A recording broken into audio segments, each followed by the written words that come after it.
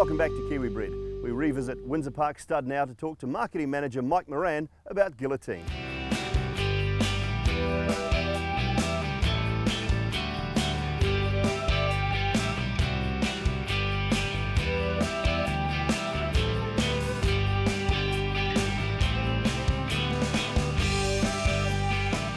Well, obviously we stood his father Monsieur, and he was a horse. We were thrilled to get Monsieur, of course, and we had him for 4 years. And what's been the case with the shuttle stallions, we've tried to source their most talented sons, which was the case with Thorn Park. We stood Spinning World, and of course Falkirk with Tail of the Cat. So we felt Guillotine, he showed so much talent as a young horse, as a 2-year-old.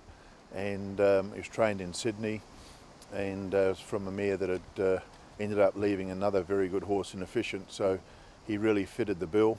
And we got him quite late actually. He arrived on about the 30th of August of his first season, and we ended up covering around 100 mares with him, so it was a good effort. Firstly with him, he was a 2-year-old winner in Sydney over 1200 metres, and sadly his 3-year-old season was derailed by EI, and he came out, he was trained in Sydney by David Payne, and they decided to transfer him down to Melbourne, and he went down to David Hayes and won first up over 1300, and then won the Dado 10 Chinnam, beating at the time Australia's best horses.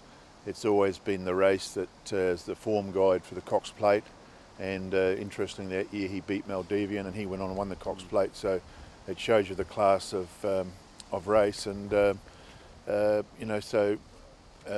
he was tried after that, but through injury was why we got him so late the next year. So yeah, but certainly once we got him here and people saw him, they certainly booked their mares in. Guillotine getting over their heels, and then Casual Pass. Maldivian in front at the 100. Guillotine's coming after it. Tears I Cry flashing home out wide. Guillotine got to the lead. Guillotine has carved them up to win it. Beautiful, big, strong, physical horse. He's lovely yearling. He was sold through Curramore Studs Draft, and they are alongside us at Caracas, so we saw plenty of him.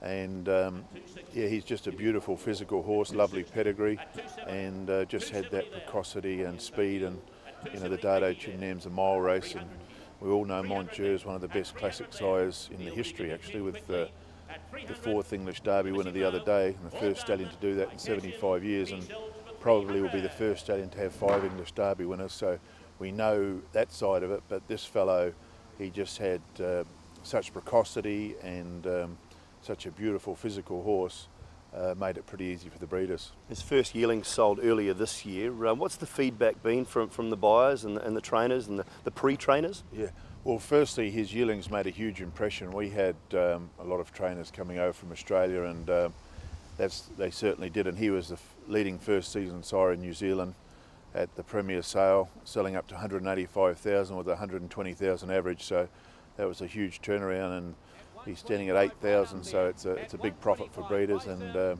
they've certainly noticed that, and the bookings for him this year have been very good.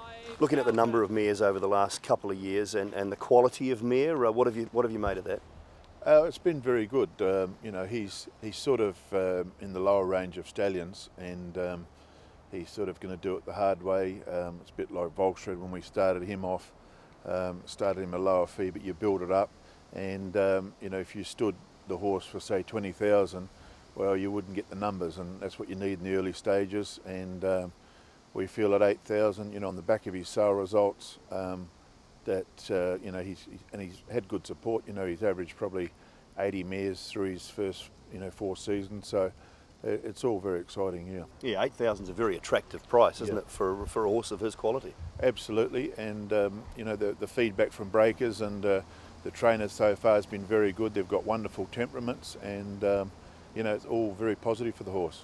And is that what you like about him, the temperament? Is that what the breeders are liking about what he's leaving as well?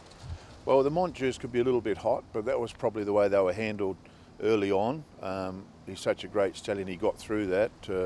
In the 4 seasons he was here, he had something like 25 stakes winners, which is quite remarkable. But this fellow, yeah, he's bomb-proof, really. And how many mares this year are you hoping for?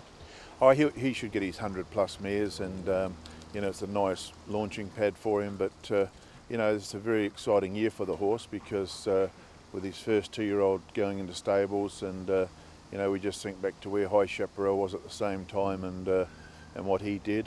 Of course, that's the same sire line, but you know, this could be a great year to breed to the horse.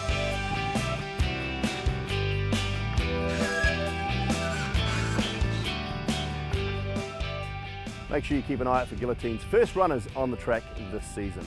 Time now for our Dunstan Horse Feeds Pedigree of the Week, and we take a look at Group 1 Queensland Oaks winner Quintessential. Quintessential has embellished an already proud breeding record for iconic Cambridge stud farm Trelawney Stud. The John Sargent trained fillies win in the Group 1 Queensland Oaks was not just the 9th New Zealand bred win in the Eagle Farm Classic since 2000, it was the second bred by Trelawney Stud after 2004 winner Vouvray. Quintessential gave Waikato stud stallion Fast and Famous his first Group 1 winner as a sire, and added to a proud recent history of Oaks winners to come from Trelawney, including Boundless, Hill of Grace and Lights of Heaven. Trelawney boss Brent Taylor bought sword dance mare Florette out of America, and Quintessential was the 4th foal he bred from her. Hamilton bloodstock agent Adrian Clark bought Quintessential for $70,000 as a yearling at Karaka on behalf of Niako stud principal Greg Tomlinson, who now has a Group 1 winner to add to a burgeoning band of broodmares. This week's Pedigree of the Week is brought to you by Dunstan Horse Feeds. That's it for another episode of Kiwi Bred. Thanks to the Fell families of Fairdale and Goodwood Stud, and next week we bring you the show from Waikato Stud and check out their promising stallion Savabeel. We'll see you then.